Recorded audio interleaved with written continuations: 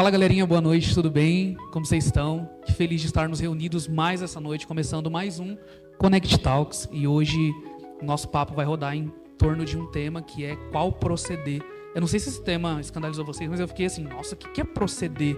Por que eu preciso de proceder? Como é o meu proceder?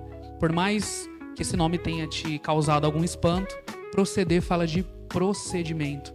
E é muito importante, lembra que o nome do nosso grupo de jovens é Connect? Então eu quero conectar isso com algo que nós vivemos em novembro.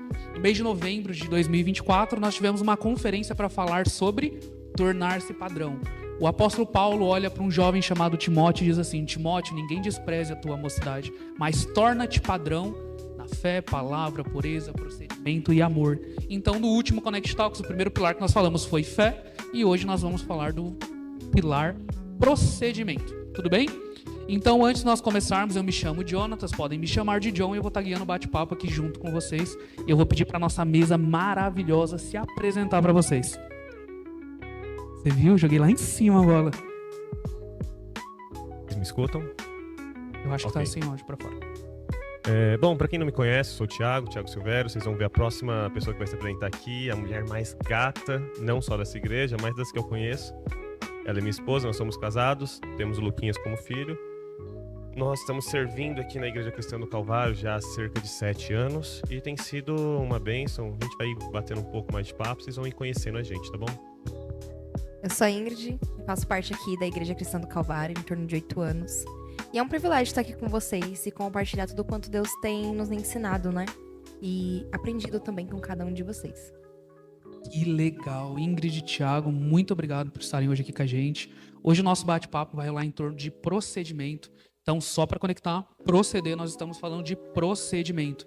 E nós estamos numa perspectiva aqui dos jovens, né? Então, como que o jovem fala, como que o jovem vive, no que ele acredita, no porquê ele acredita. Então, nós somos jovens para a glória de Deus. Cadê os jovens dessa igreja? Então aí, eita glória. Eu também creio que eu sou um jovem, mas talvez por um pouquinho mais de tempo do que vocês. Do que alguns, né? Mas ainda sou um jovem, talvez um jovem senhor, mas que alegria de estar aqui com vocês. Ver jovens sentados à mesa para falar sobre Deus. Eu gostaria de compartilhar, eu acabei de sair de um café com um amigo, de uma outra igreja, de um papo muito incomum, mas eram jovens sentados à mesa falando de Deus, falando da presença de Deus, conhecendo mais sobre esse Deus, e ter a oportunidade de ver isso para mim é gratificante. Então estou muito feliz. Estou muito feliz de ver vocês aqui, entendendo a importância de o que está acontecendo. Falando sobre proceder, sobre o proceder, eu queria muito que a gente discutisse um pouco mais sobre esse tema hoje, para discorrer mais, porque Paulo fala para Timóteo que isso é muito importante. Timóteo, ninguém despreza a sua mocidade. Antes, torna-te padrão, e nós já falamos da fé no último, e hoje nós vamos discorrer mais sobre o procedimento. Ti, você fala um pouco mais pra gente que procedimento é esse que Paulo está falando para Timóteo? Ah, legal, John. Algumas coisas que são interessantes de ressaltar aqui, que é o texto que nos norteia a respeito desse assunto, se encontra em 1 Timóteo, capítulo 4, versículo 12, e ele tem sido um guia pra gente enquanto igreja e aqueles que têm acompanhado a nossa caminhada cristã.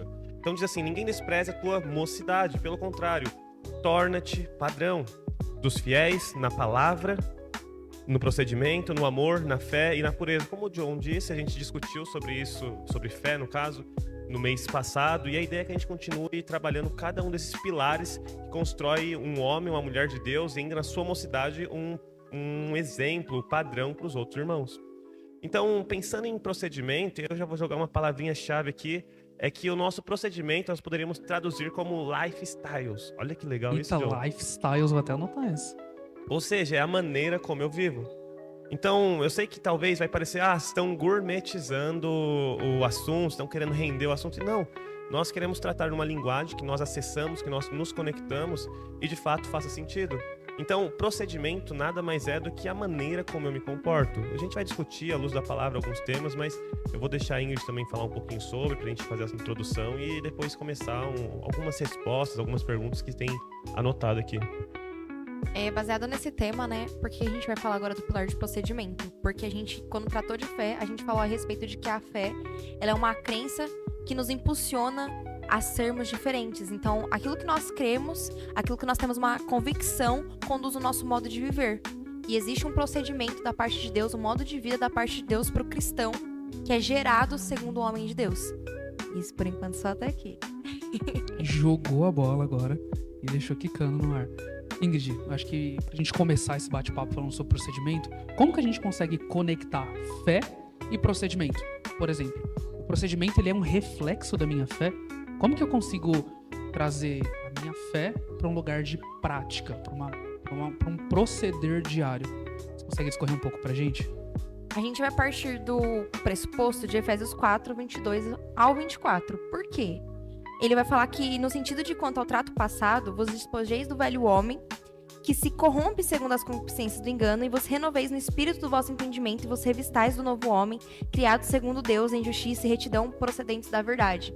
Ou seja, quando a gente tem uma vida com Deus, quando a gente é encontrado por Deus, quando a gente é forjado por Deus, nós deixamos a nossa maneira velha de viver, que são muitas das vezes correlacionadas com as nossas convicções e entendimento de mundo, a nossa cosmovisão de como as coisas funcionam e o que é um homem bacana, o que é um homem bem-sucedido, quais são os valores que a sociedade cobram para que sejamos, quais são os rótulos que nós temos que ter para ser bem aceitos, e nós passamos a viver o homem criado segundo Deus, que é em justiça e retidão, que procede da palavra de Deus. E na palavra de Deus nós temos a convicção e clareza das coisas que são, que é o que a gente tratou no podcast de fé. Então, o modo como eu vivo está totalmente pautado naquilo que eu creio.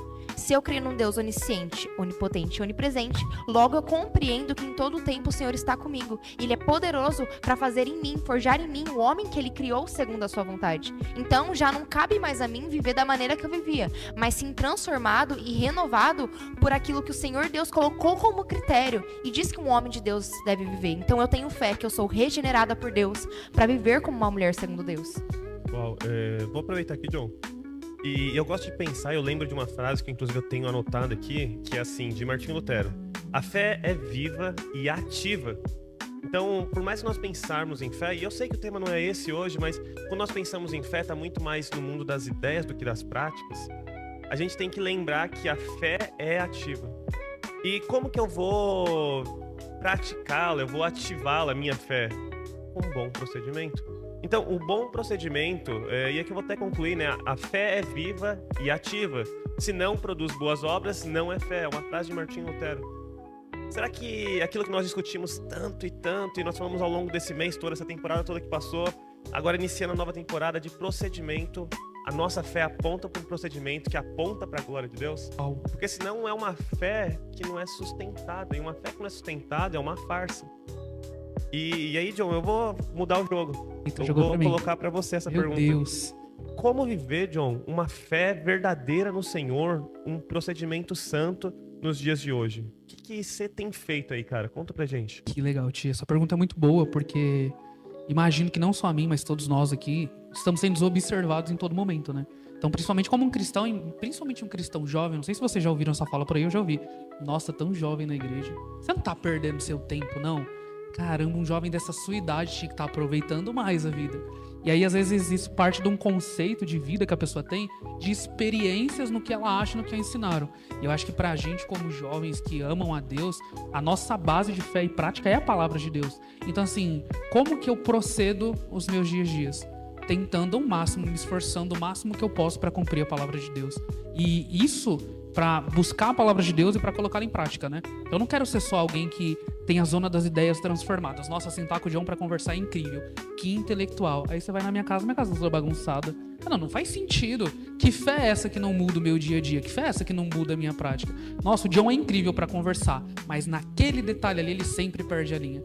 Dá para falar com ele até certo ponto. Daqui para lá, eu prefiro nem tentar, é a zona de risco.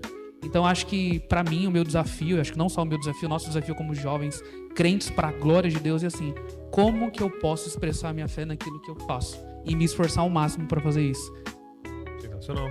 O texto de Romanos, ele norteia um pouco isso. Romanos 12, versículo 2, que vai dizer assim, ó: e não vos conformeis com este mundo, mas transformai-vos pela renovação do vosso entendimento, para que experimenteis qual seja a boa, agradável e perfeita vontade de Deus. Eu gosto muito desse versículo, que ele vai norteando se o que eu tô fazendo agrada a Deus ou não agrada.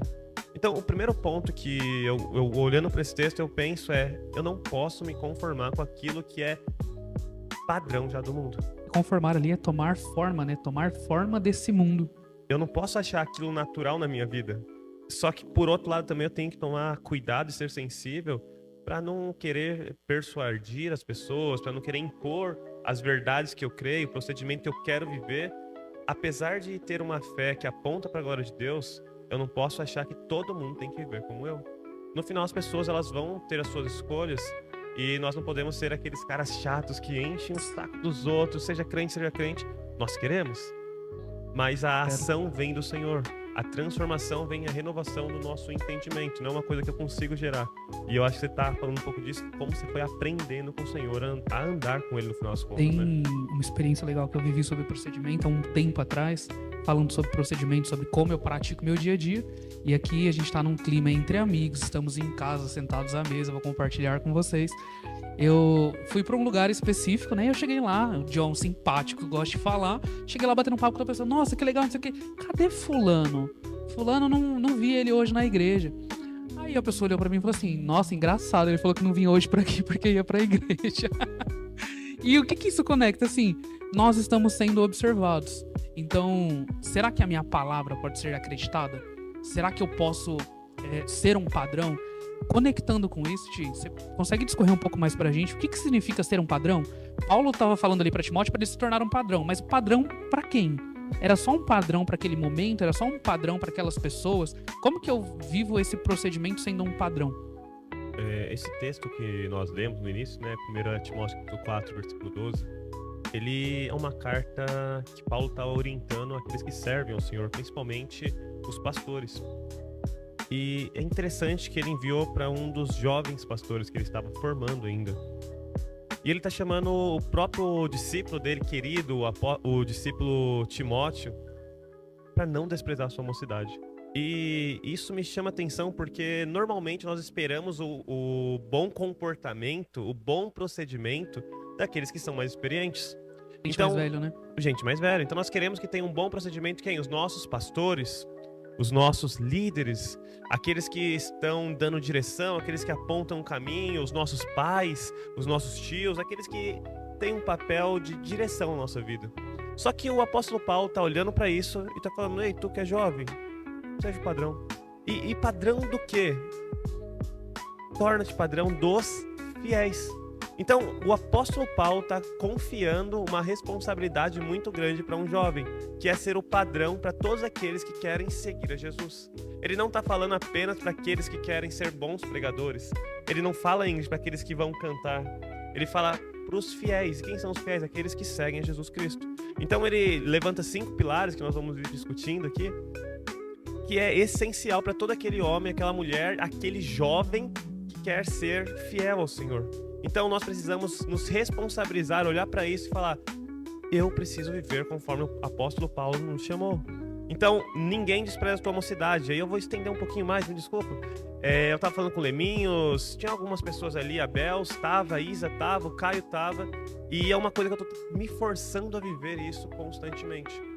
No período de adolescência para a juventude é um momento rico na nossa vida, onde agora nossas oportunidades, seja no emprego, faculdade, elas começam a ser maiores e mais influentes do que nós tínhamos antes. Então, para aqueles que vivem essa faixa etária de idade, de 16, 17 até os 29 anos, vocês têm uma oportunidade de aprender, assim como eu estou tendo também. Então, aprenda tudo que for possível. Eu já tive muita expectativa em ser consagrada, pastor, e eu acredito que não é um problema isso, né? Porém, é um problema quando a gente quer encurtar o caminho, quer dar um passo maior do que a perna. E eu tenho aprendido a confiar no Senhor e a viver para o Senhor com um bom procedimento, tentando me tornar padrão para os fiéis, mas está cada vez mais claro que se Jesus começou seu ministério após 30 anos, essa é a faixa etária de até essa idade, é período de se gastar, de aprender, de se desenvolver, seja profissionalmente, seja na parte familiar, se desenvolva, homem, aprenda a lavar louça, fazer comida, e ministerial também. Então, no ministério, nós queremos servir e nós temos muitas oportunidades, sim, mas o nosso principal papel é aprender para quando nós formos os futuros líderes, nós podemos apontar uma direção com clareza daquilo que nós estamos falando. Sensacional. Pensando que a gente está sendo influenciado a todo momento, a gente está olhando alguém em quem se inspirar, Ingrid, eu tenho uma pergunta para você. Existe alguém, alguma pessoa que você falou assim, o procedimento dessa pessoa impactou a minha fé, impactou a minha forma de enxergar o mundo, o evangelho, alguém que eu me inspiro. Tem uma pessoa assim que vem na sua cabeça, algum caso que você pode compartilhar com a gente?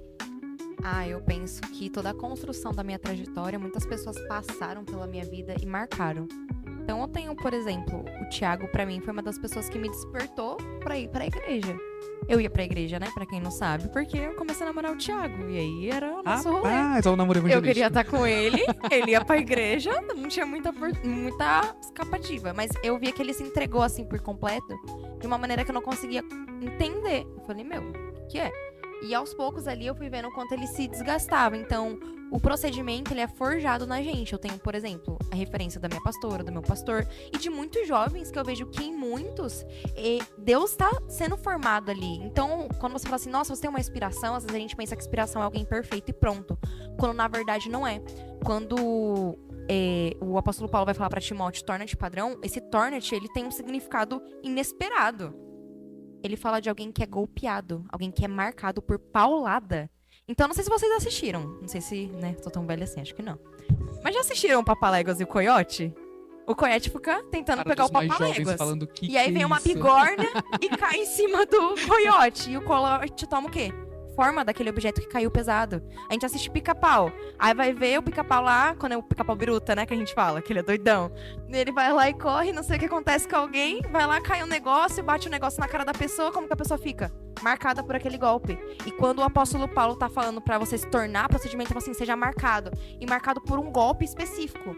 A nossa vida com Jesus, ela jamais vai ser a mesma uma vez que a gente for marcado, golpeado pela palavra do evangelho, uma vez que a gente for marcado pelo Espírito Santo, né? A gente tem o selo, que é o Espírito Santo em nós, que é a certeza da nossa salvação. Então, esse torna-te padrão é seja golpeado, seja marcado de tal maneira que você fique irreconhecível sem isso.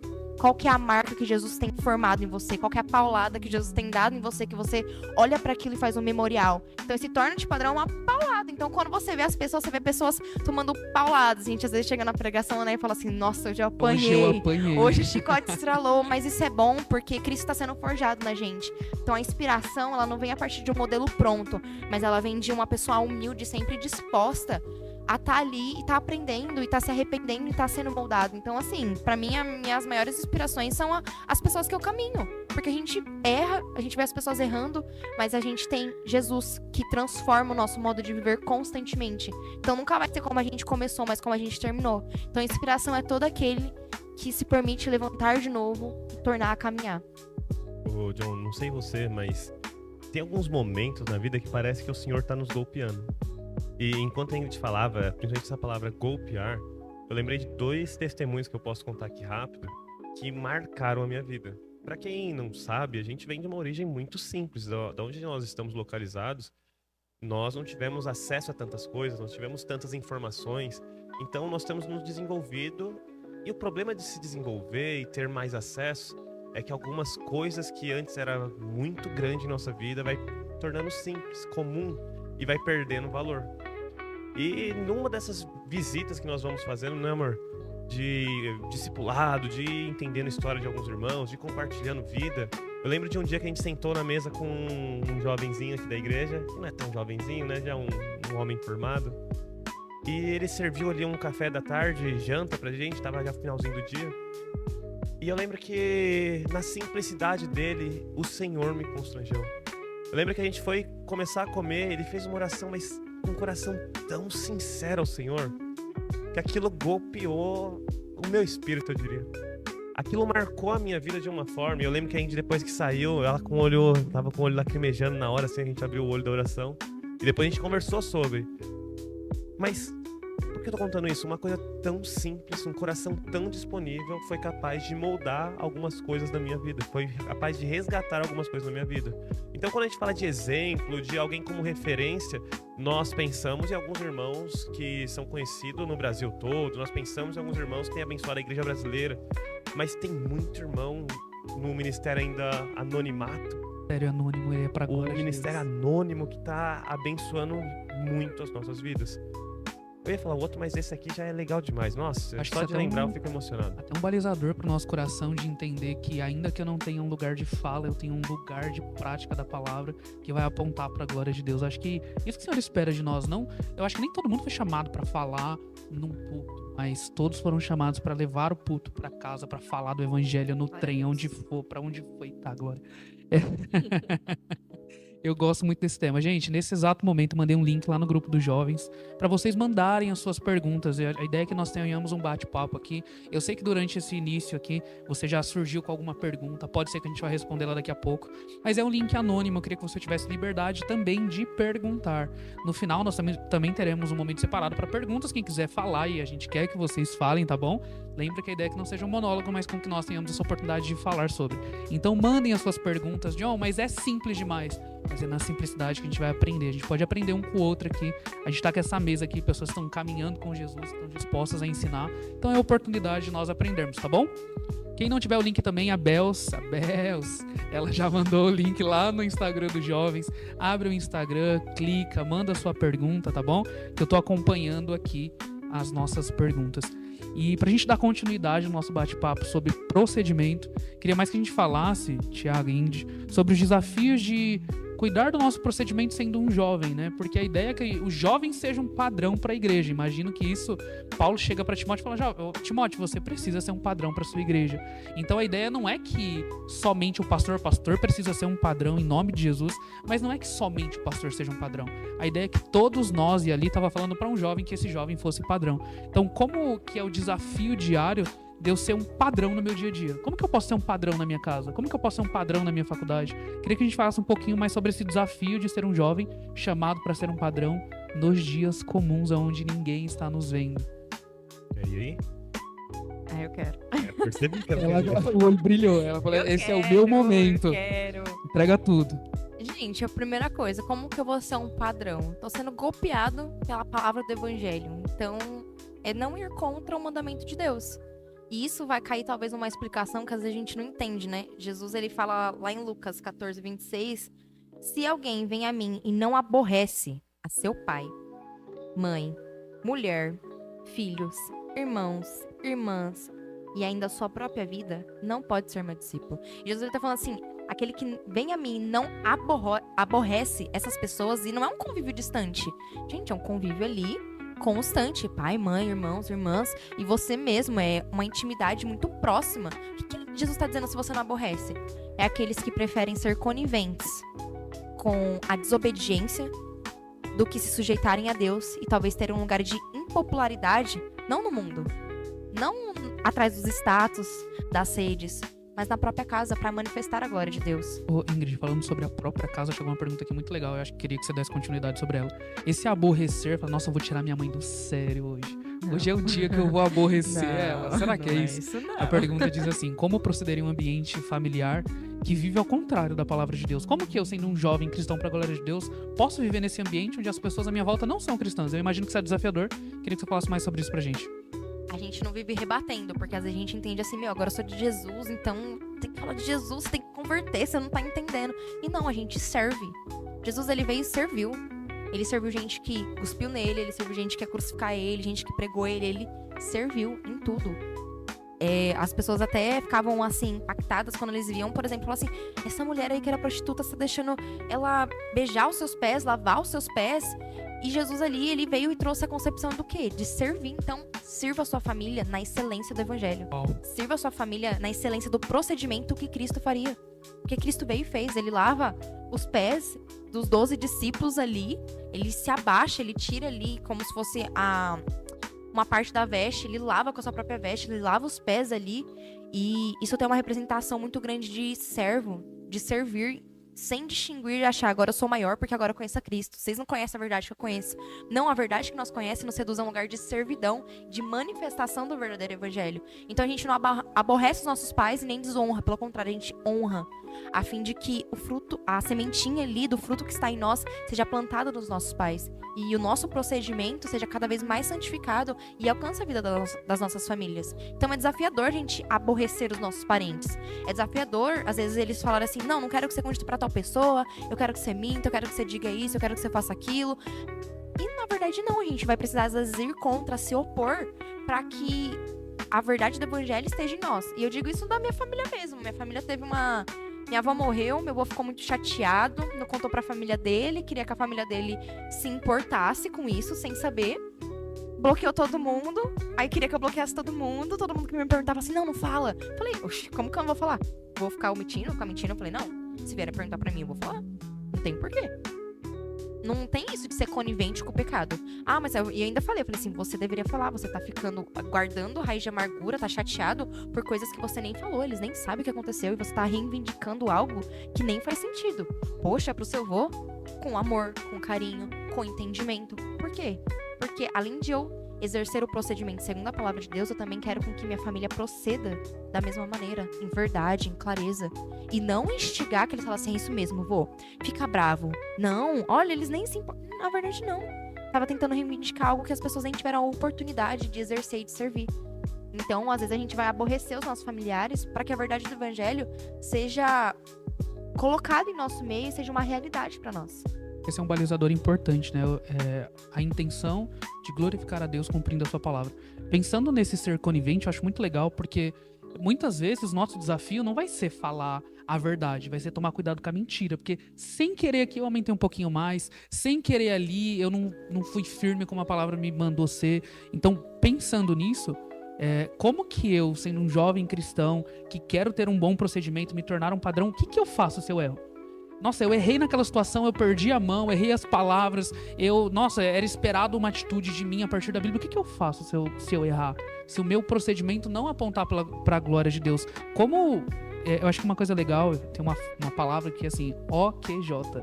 Gravem isso, anotem aí, OQJ. Sempre se pergunte, o que Jesus faria? Como Jesus faria nessa situação? Como Jesus faria na minha casa? Tio, eu queria que você falasse um pouco mais sobre isso, assim, se eu errasse no meu procedimento, o que eu deveria fazer? Boa. A gente tem ensinado no nosso filho, o Luquinhas está com 6 anos. E cada vez mais eu fico bobo como ele tá crescendo rápido, gente. Desesperador, mas que legal ao mesmo tempo. E o texto que nós estamos ensinando ele essa semana é qual, Ingrid? Cita aí pra gente. 1 João 9. Se confessarmos nossos pecados, seria fiel e justo para nos perdoar de todo pecado e nos purificar. Se confessamos nossos pecados, ele é fiel e justo para nos perdoar e purificar. Então, toda vez que eu, enquanto um jovem cristão, quero ter um bom procedimento, ou qualquer irmão, seja ele jovem, um adulto, uma criança, ele erra, todos nós podemos recorrer ao Senhor. Então, não tem outro mediador. O único e certeiro é Jesus Cristo. E eu vou também mencionar mais uma frase aqui legal de Richard Baxter. Diz assim, cristianismo não é meramente uma crença, é um viver segundo essa crença. Então, se tem esse texto que me garante um lugar de perdão, uma vez que eu confesso o meu pecado, eu preciso me achegar nesse lugar. Porque muitos de nós estamos, muitas das vezes, tentando alcançar um bom procedimento e estamos aprisionados. Por quê? Porque nós não confessamos os nossos pecados. Então, quando eu falho, eu não tenho outro lugar para recorrer além de Jesus Cristo. Quando eu erro, eu não tenho outro lugar para recorrer senão Jesus Cristo. Porque se eu não for para Ele, para quem eu irei? Se eu não estiver nele, em quem eu estarei? E se eu não estiver me lançando diante dele, para onde eu estarei indo? Então, John, eu gosto de pensar que todas as vezes que eu errei, eu falhei, ou algum irmão que caminha comigo acabou tropeçando na caminhada cristã, a minha recomendação não é outra além de volte para Jesus, confesse seu pecado, lembre-se de onde você caiu e volte a caminhar. Seja jovem, seja adulto, seja uma criança, e nós ensinamos isso um pouquinho na vida. Errou, volta onde errou, confessa e continua. Eu acho. Pode falar. Acho que dentro disso, uma das coisas muito importantes é olhar para Jesus. Tenha os seus olhos fitos em Jesus. Quando a gente olha pra gente, por algum momento, quando a gente tá indo bem, a gente tá, nossa, tô conseguindo, tô caminhando. Mas quando a gente acaba caindo, acaba errando, a gente se frustra com nós mesmos. E a gente fala, não, Jesus não merece isso. Olha o que Jesus fez por mim, agora eu tô distante. E a gente se frustra porque a gente tá olhando muito pra nós. E a gente precisa entender que Jesus, ele não colocou uma expectativa sobre nós de sermos perfeitos, mas ele nos habilita e nos capacita para sermos completos, que é a palavra perfeita na Bíblia. Não é de perfeição, não é de sem erro, mas é um lugar de estarmos completos em Deus e sabermos que se nós olhamos para Ele, nele nós temos o nosso perdão, nele nós temos a nossa transformação, a nossa mudança. Então, ter os olhos fitos em Jesus é algo muito importante, porque aí eu paro de olhar para mim, que em algum momento eu vou me decepcionar, eu vou decepcionar as outras pessoas, e eu começo a olhar para aquele que é santo, para aquele que tem capacidade de me moldar. E isso faz com que eu entenda, hoje eu tenho a vida de Cristo, e eu estou sendo lapidado para esse lugar. Então, logo eu entendo que, sim, eu erro, mas logo eu me levanto e recorro a Deus, porque eu entendo que nele eu tenho essa transformação. E Jesus deixa claro pra gente o exemplo de como é fazer, né? Jesus, ele, um homem completo, sendo 100% Deus e também 100% homem, nos mostrou como é viver uma vida santa, justa, piedosa, amar o próximo, sentar à mesa com pecadores. Acho que Jesus é um exemplo perfeito de como viver uma vida cristã aqui na Terra. Pensando nisso, eu acho que pra gente, como nós, como cristãos, que existe a expectativa de que nós sejamos um exemplo, que nós sejamos esse padrão. Como que eu reajo se eu estou perto de alguém que diz que compartilha da mesma fé que eu, mas não tem um procedimento que aponta para essa mesma fé? Como respeitar também, acho que a consciência dessa pessoa, né? O que eu faço com aquilo que eu sei? Aí você olha, a pessoa tem uma limitação, ela realmente, a fé dela não tá firme ainda. Como que eu posso reagir a isso? Como que eu posso ser sensível, mas ao mesmo tempo o irmão que vai exortar, mas ao mesmo tempo o irmão que precisa amar esse cara apesar disso? Queria que a gente falasse um pouco mais sobre isso. Polêmica, achei. Essa é bem polêmica, né? Essa eu lancei agora, do nada, você Legal. acredita? Polêmica, Essa saiu fresquinha do céu. Você quer responder, Ingrid? Aí essa você não quer, né? Não, Essa, posso né? responder? Você quer que eu responda? Filipenses capítulo 2, versículo 14 e 15 diz assim, ó: Fazei todas as coisas sem murmurações nem contendas, para que sejais irrepreensíveis e sinceros, filhos de Deus inculpáveis no meio de uma geração corrompida e perversa, entre a qual resplandeceis como astros no mundo.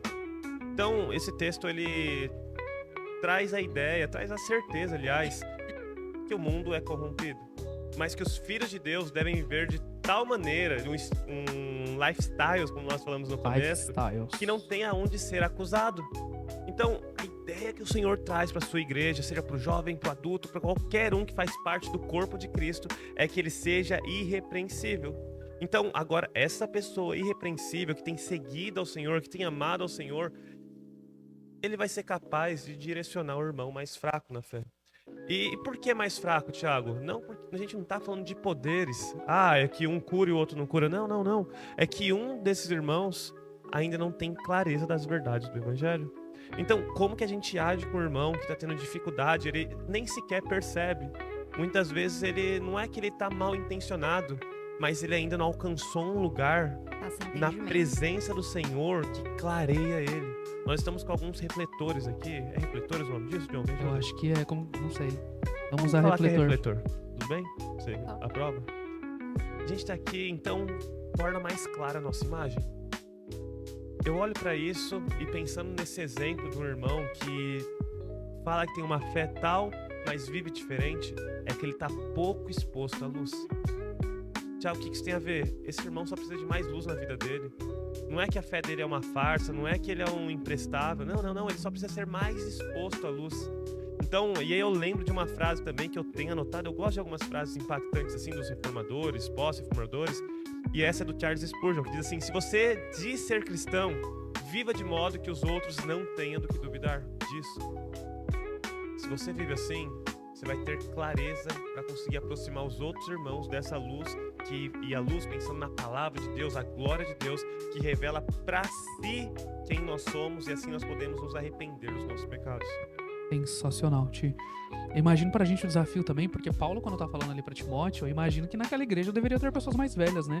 Imagina um jovem chamado pra, de forma santa, ser um padrão até mesmo para aqueles que são mais velhos.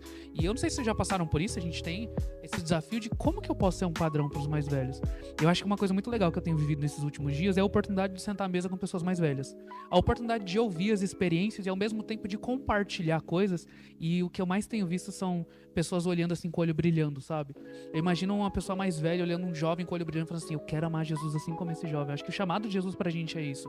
O chamado de Paulo pra Timóteo é assim: Paulo, ame Jesus, seja um padrão, a ponto de que as pessoas te olhem, queiram também ser esse padrão, te usem como inspiração.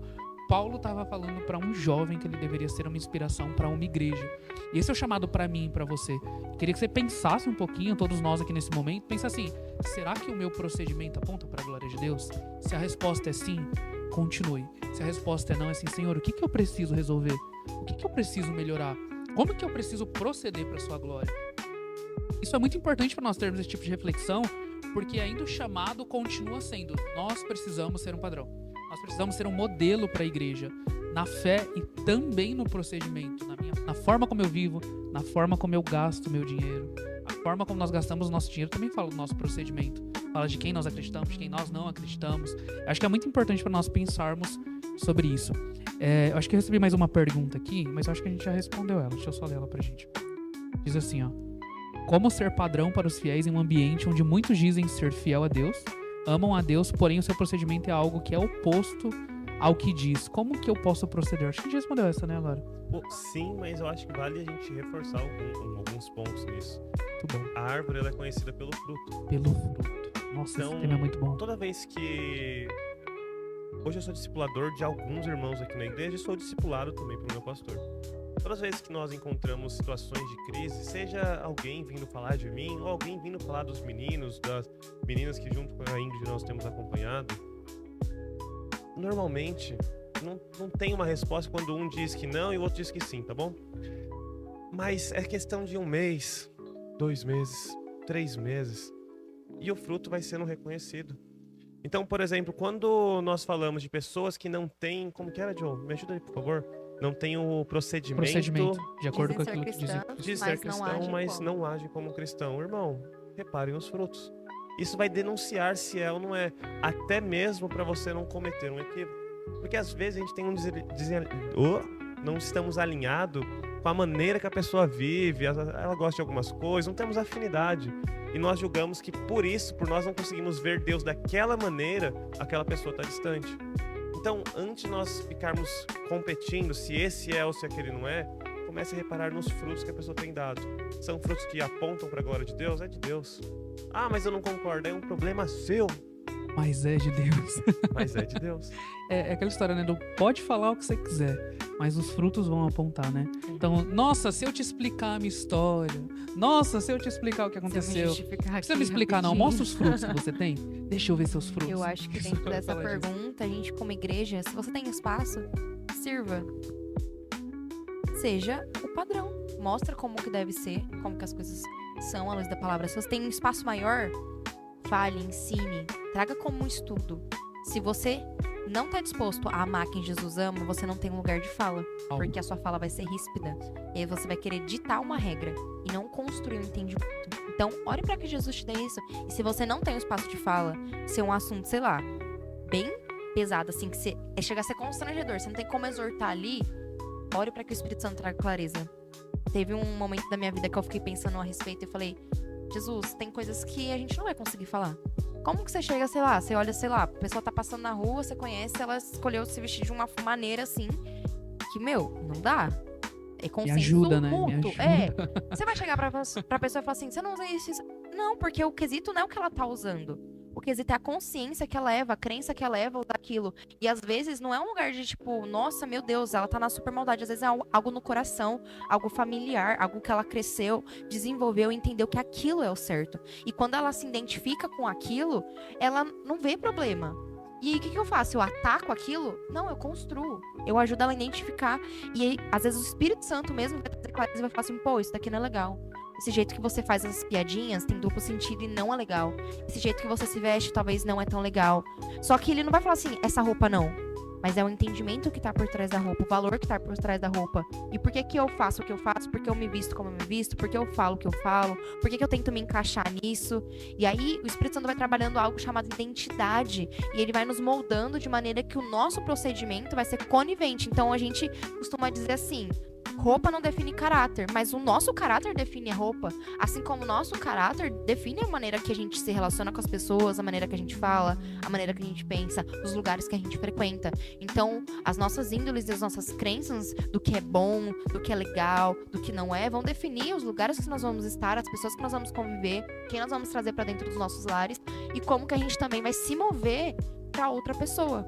Então, tem algumas coisas que é muito particular que o Espírito Santo vai tratar na gente. E a gente precisa estar sensível. E antes de a gente finalizar essa pergunta, porque é muito pertinente, é uma questão que a gente vai viver ao longo da vida toda, e essas respostas, elas são boas, eu acredito, fazem sentido, também acredito, mas ao longo da vida você vai se deparar com mais situações semelhantes a essa. E no final, uma coisa que eu tenho aprendido com o nosso pastor é que não tem problema ter veneno na panela. Ah, Thiago, mas tá tudo errado. Não tem problema. Mas eu não concordo, não tem problema. Aonde está o problema? Quando não tem... Você lembra? Quando não tem o quê? farinha na panela. Farinha na panela, verdade. Precisa ter farinha na panela. Por quê? Porque o veneno, ele é dissipado, ele é arrancado quanto mais farinha vai colocando. Então, como ser modelo padrão num lugar onde está contaminado ou coisa parecida, continua sendo uma resposta de Deus para o lugar onde está inserido. E aí, Deus, ele não faz as coisas aleatórias. Aí eu Não lembro brinca de daquele acaso, né? texto, John, fala assim, não se esconde uma lamparina embaixo da Baixo da cama. Irmão, se você é uma bênção e quer estar nesse lugar para a glória de Deus, eu não tenho dúvida que o Senhor, na hora certa, no momento certo, vai te colocar de fato como um padrão, não para você se tornar grande, mas para que venha ter unidade e alinhamento no corpo de Cristo. Tio, acho que um ponto muito legal também da gente ressaltar é que assim, eu não vou mostrar o que é errado. Deixa eu fazer o certo, deixa eu amar Jesus com a minha vida, com as minhas ações, com o meu procedimento. E Jesus estabelece a verdade e o que é mentira e o que é errado fica claro. Porque Jesus, ele acende uma luz. Eu não sei vocês, eu gosto muito desse conceito do quartinho da bagunça. Esse texto que o Thiago usou fala que ninguém que acende uma luz coloca ela debaixo de um alqueire ou de uma escada, mas coloca ela no velador, para que todos que entrem consigam ver aquela casa, consigam ver aquele lugar. E quando Jesus acende uma luzinha na nossa vida, ele acende uma luz que traz clareza à bagunça toda, ele está comprometido com aquilo que ele vai fazer. Ele vai arrumar, ele vai consertar, ele vai transformar. Isso é muito, muito, muito legal. Chegou uma pergunta aqui que eu achei ela bem polêmica, mas eu acho legal trazer ela pra gente. Não, usaram a palavra idealista na pergunta. Essa foi muito boa.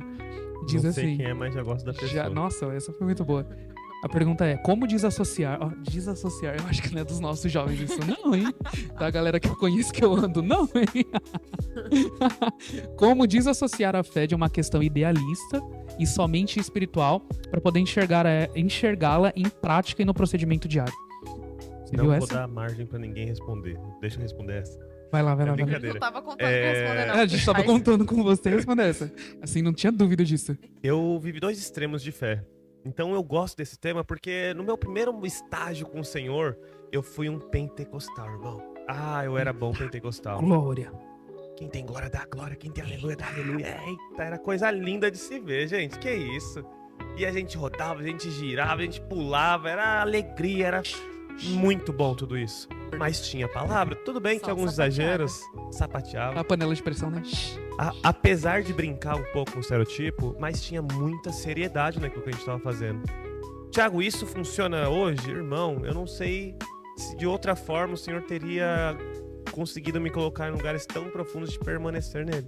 Aquilo foi o que eu precisava para aquele momento.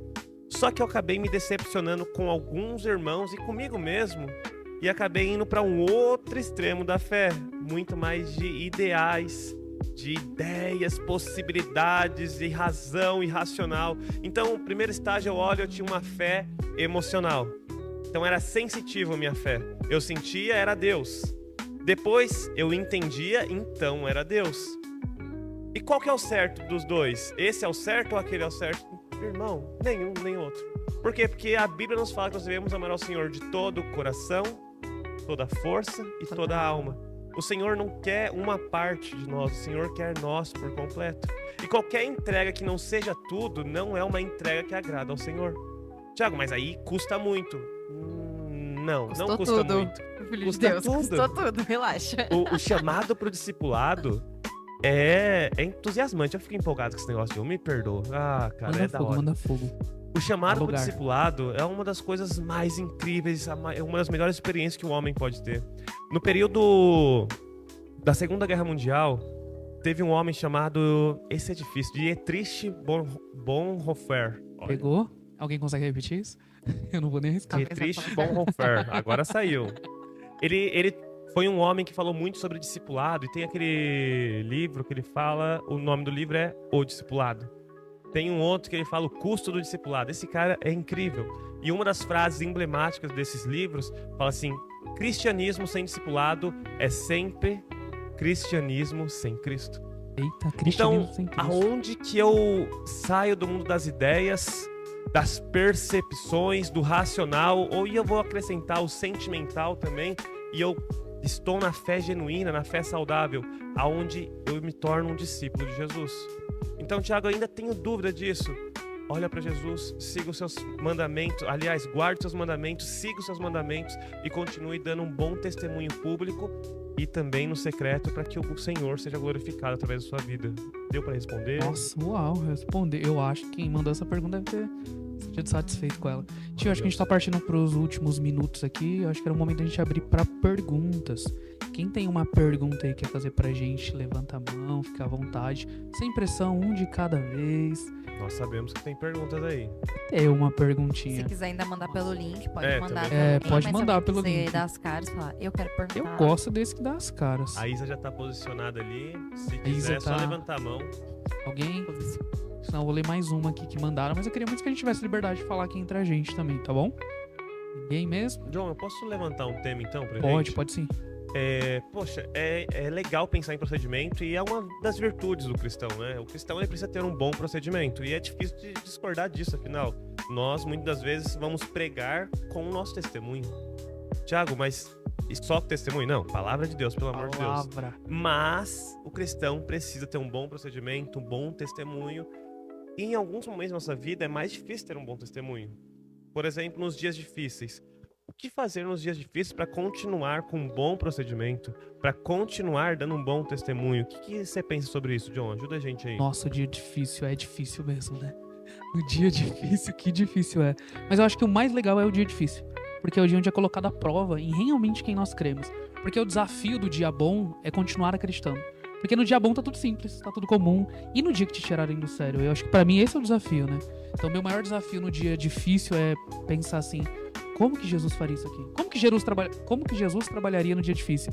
Eu passei por uma recentemente lá no trabalho que eu falei, que difícil. Eu falei, Senhor, pai, só queria estar de home office hoje, mas não precisava olhar pra cara de ninguém. E eu fui desafiado a viver aquele dia pra glória de Deus. E aí a gente teve um caso lá, depois eu tive que chamar todo mundo. Eu falei, gente, vamos sentar, vamos conversar. E o crente, ele não é o causador do problema, ele é o causador da solução daquilo. Pacificador. Ele é pacificador. E eu tive que chamar algumas pessoas específicas. Eu falei, gente, vamos sentar à mesa. Chamei aqui de cantinho, eu falei, vamos conversar. Eu tenho 2 pontos pra gente falar. Um é profissional e o outro é pessoal. E eu fui, discorri, não sei o que, não sei o que. Depois que aconteceu, eu falei, caramba, o Jonathan antigamente teria sentado, calado a boca, ficado com raiva e não sei. Mas o crente não tá se escondendo atrás da oportunidade de ficar calado. Ele tá escolhendo a oportunidade no dia difícil também glorificar a Deus. No dia difícil, se posicionar pra glória de Deus. No dia difícil, de amar as pessoas difíceis. Esse é o dia difícil. Como que eu vou amar aquela pessoa que me tira do sério? E eu acho que eu sou muito desafiado. Fui muito desafiado a isso. E essa é uma experiência pessoal, né? De que no dia difícil eu preciso me lembrar da palavra. No dia difícil eu preciso me lembrar de Jesus. No dia difícil eu preciso me lembrar que o Senhor sentou à mesa com pecadores. No dia difícil eu preciso me lembrar que Jesus, ele estava disposto a servir pessoas que nem sabiam quem ele era. Imagina, eu acho que essa é a oportunidade, gente. Como que eu vou servir alguém que eu nem sei quem é? Como que eu vou servir a oportunidade de me calar diante da situação? Sabe? Ou também de falar na situação certa. Para mim, o dia difícil ele é a maior oportunidade que o crente tem de realmente colocar a sua fé à prova. John, você falou de se calar, e aí aquele texto de Tiago, capítulo 1, versículo 19, grita no meu coração, né? Sabei isto, meus amados irmãos, todo homem seja pronto para ouvir, tardio para falar, tardio para se irar, porque a ira do homem não opera a justiça de Deus. Então, eu vou pincelar, vou pescar, aliás, um finalzinho da sua frase, e lembrar que nos dias difíceis as coisas precisam ser resolvidas. Mas cuidado para não falar muito mais com a emoção da sensação gerada do que com o procedimento de um homem que foi renovado. Lembra Romanos 12? Renovado o entendimento para manifestar paz que Deus quer trazer nas nossas confusões. Fala isso. A Isa tem uma pergunta Aí lá. chegou uma pergunta. Na verdade, é a Manu. Boa noite. Paz, Manuzinha, boa noite. Pode fazer a sua pergunta. Então, como que a gente pode ser padrão? Tipo assim, chegar numa pessoa, tentar conversar com ela sobre esse tema de Jesus pode mudar sua vida. Como que a gente pode chegar nessa pessoa sem, tipo, assustá-la? Tentar ser padrão naquele momento, pra convencê-la, pelo menos, a ir num culto com você. Uma pessoa que você não conhece, aleatório. Eu acho que você começar compartilhando o que você tá vivendo, às vezes é um bom gancho. De vez você chegar já com um convite, né? Que a gente é crente, pensa assim, nossa, lá vem um crente me convidar pra ir pra igreja. Começa contando como que tá as coisas. Começa se interessando, começa criando uma ponte com algo, sei lá, a pessoa gosta de série? Que série que você gosta? Gosta de jogar? Gosta de jogar o quê?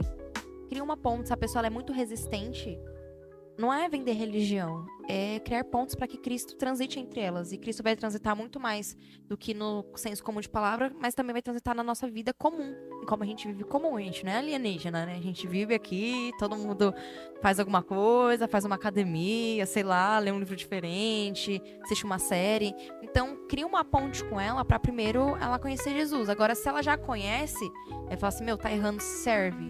Se você tem espaço de fala, conversa com a pessoa, traz uma palavra ali.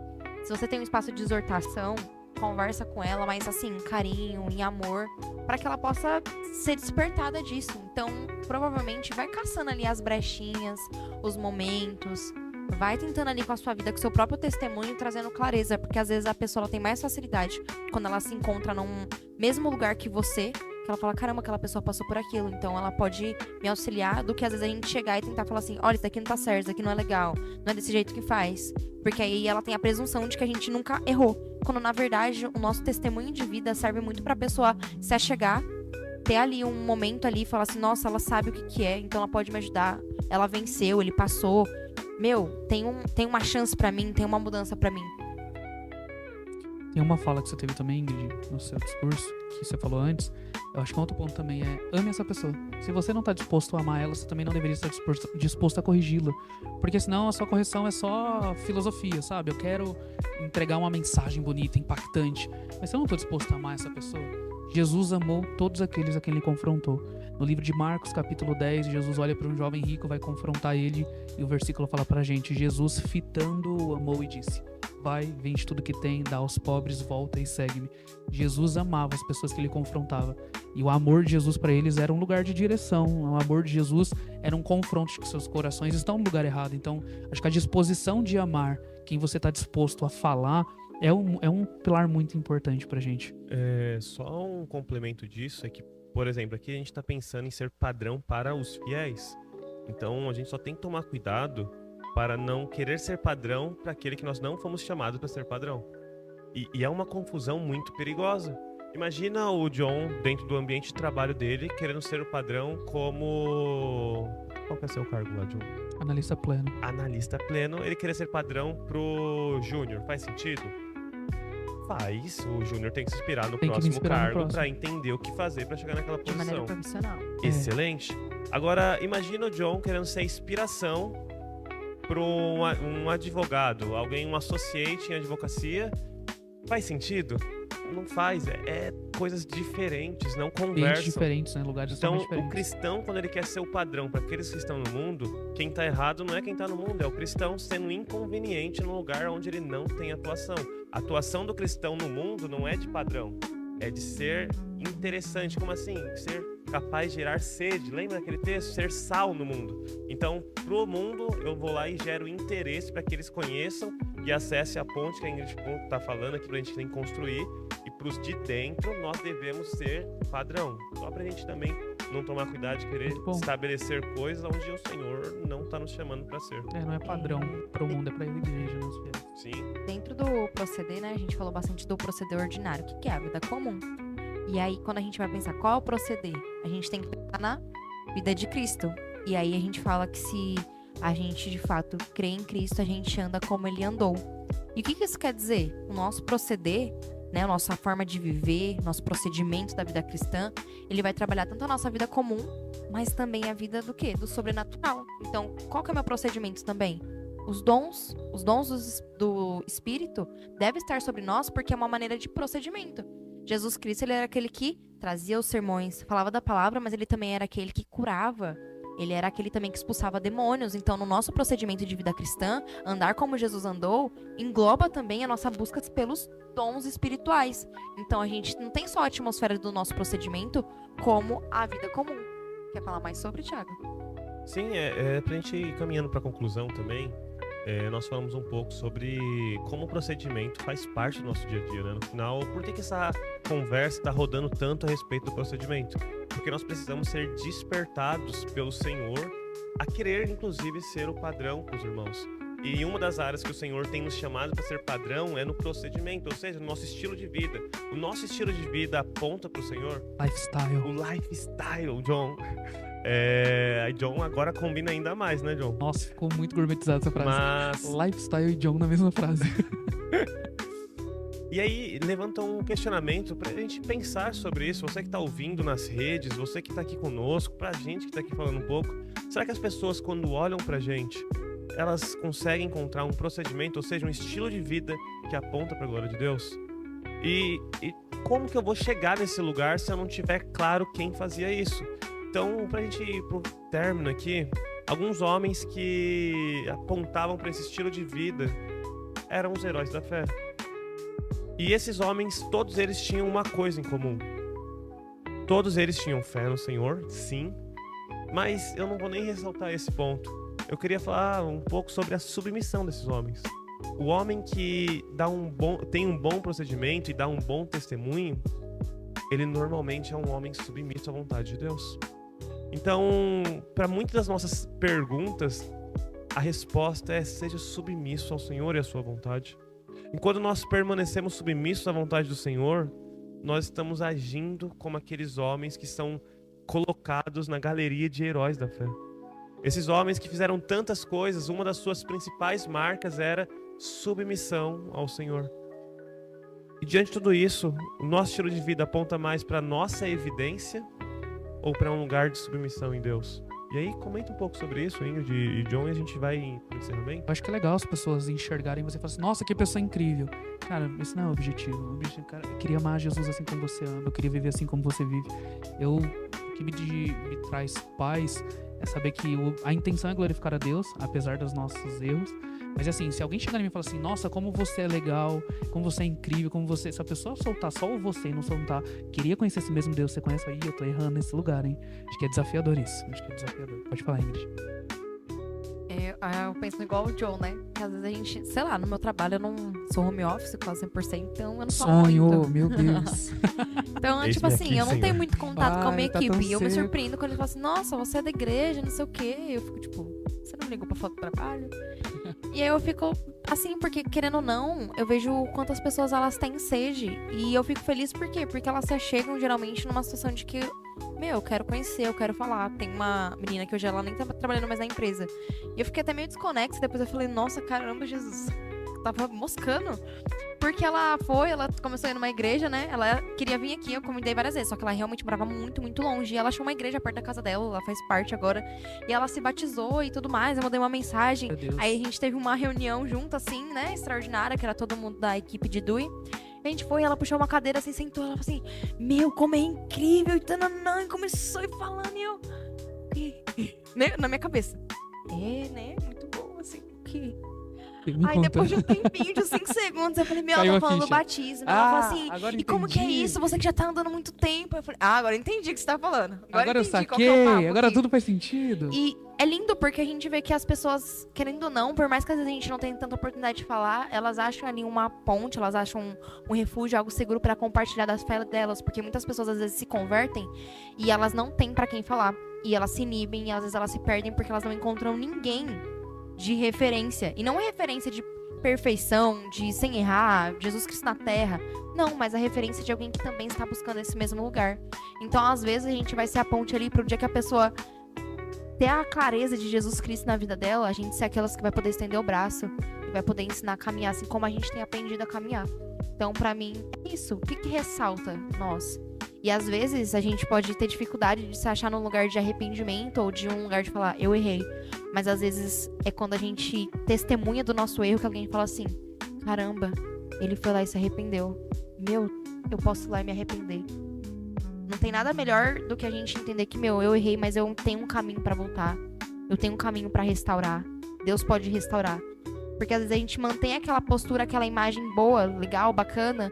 Só que às vezes as pessoas elas se perdem porque elas acreditam que o evangelho é tudo isso. É só acertar, ser muito bom, muito bom.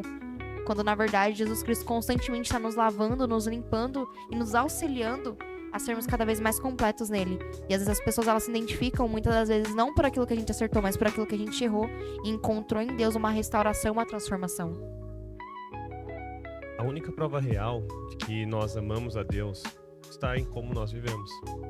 Então, por mais que a gente decore inúmeros versículos, aprenda a fazer orações que emocionam as outras pessoas, Por mais que a gente saiba várias frases de reformadores, como algumas que eu mencionei aqui, a expressão do nosso amor a Deus não está sobre o que nós sabemos, mas sim como nós vivemos. O procedimento é uma das partes cruciais que vão revelar quem você é, se você é filho ou se você não é filho de Deus. O procedimento é um dos principais pilares da vida do cristão. O cristão que não tem um bom procedimento, ou um procedimento, melhor dizendo, que aponta para o Senhor, não é um cristão.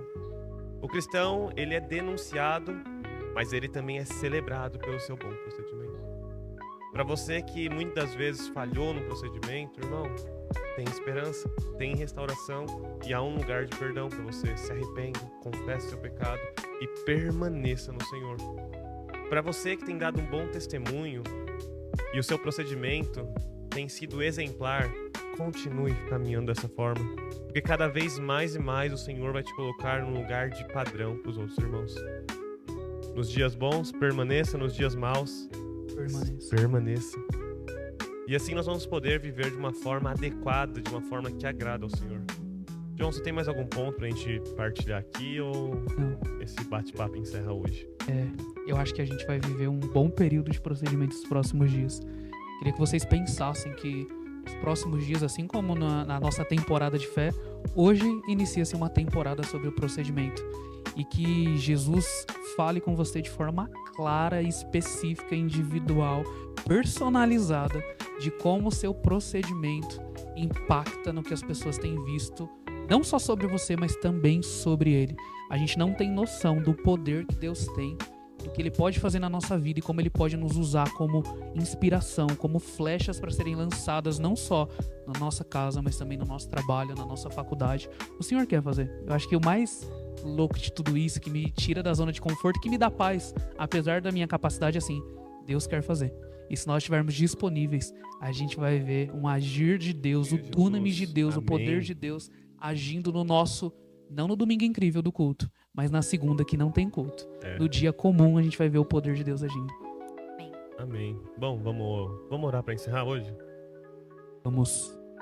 Vocês que estão acompanhando aqui com a gente, aquele que estiver acompanhando depois em casa, ore também. E nesse momento apresente sua vida. Eu vou fazer uma oração de condução, mas que você esteja apresentando a sua vida, buscando esse lugar de ter um bom procedimento bíblico, procedimento cristão, de um discípulo de Jesus.